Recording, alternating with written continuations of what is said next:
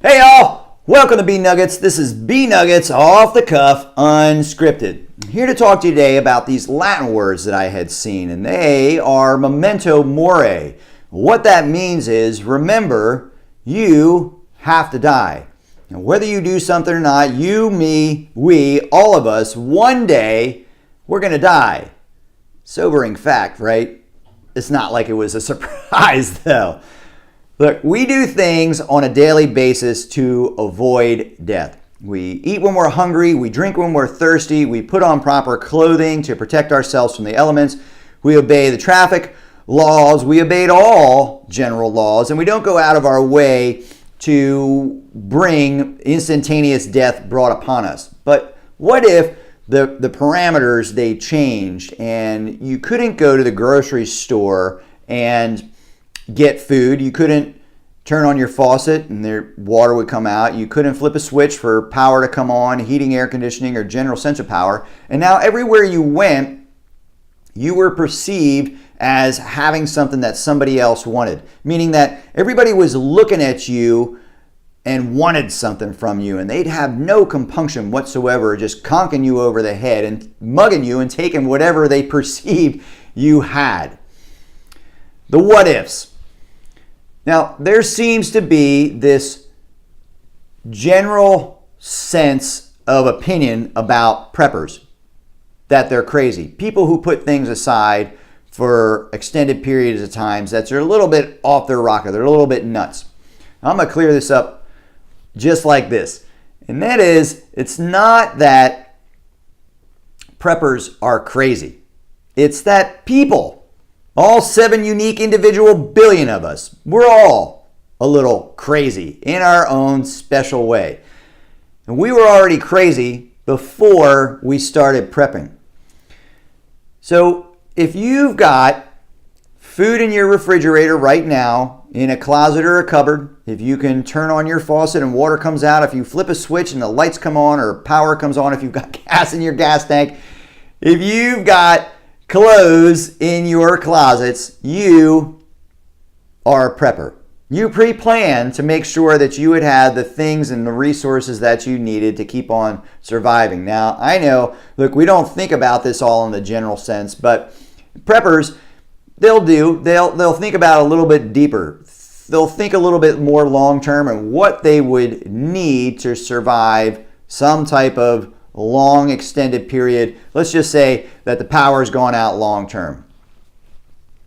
What are they going to need to be able to do that? The government says we really ought to have about 30 days worth of stuff, supplies and whatever it may be, so that we can navigate those 30 days until that they're either able to put it back together or finally able to get to you and get you out of there. I would encourage you, hey, start for weeks or days and then shoot for that 30 days as a goal. And then I would keep on setting goals and shoot past that to have, 60 days, 90 days, 100 days, whatever.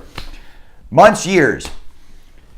And how you go about doing that is a little bit at a time. So look, these cans that I got in the boxes that are over my shoulders, I didn't go to the store and get those all at one time. I don't got the means to do that. If you've got the means to do that, I'd encourage you, hey, go do it. Just so you've got it there. But I had to do it a little bit over time. And it was like, or is like with anything, it's consistency over time that made the difference there. I go to the store and I buy an extra can, 2 or 3, or an extra box of rice or beans or pasta, whatever it may be.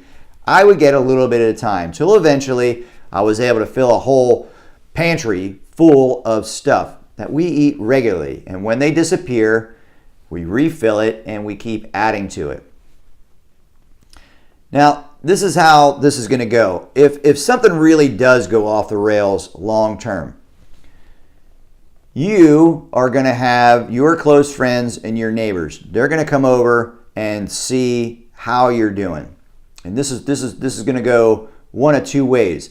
Now, as far as your general storage is full of stuff, I don't go recommending that you go tell everybody that you got all this stuff, everybody that you meet, because you're not going to be able to help everybody.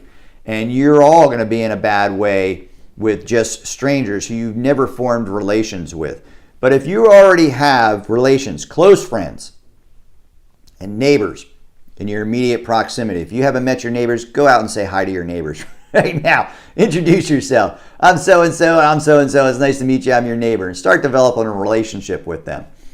But this is how this is going to go. If things really do go bad, power's out, long term, your close friends and neighbors are going to come over to your house to see how you're doing.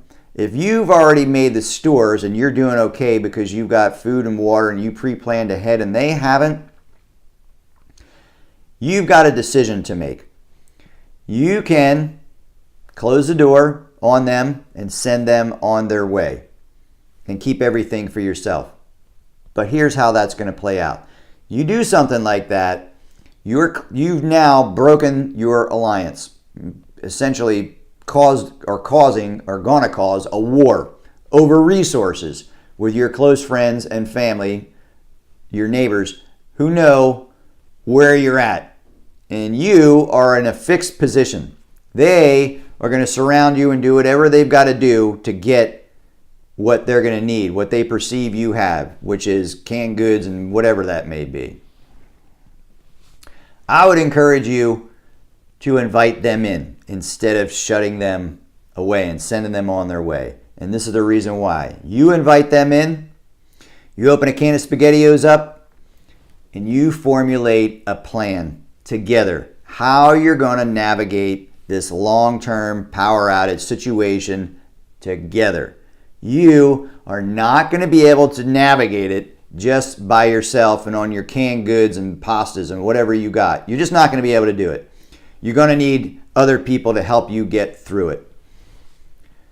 Invite your friends and your neighbors in and formulate a plan. Look, Memento Mori. Whether you do something or not, you're going to die. You shut them out, you might die sooner than later.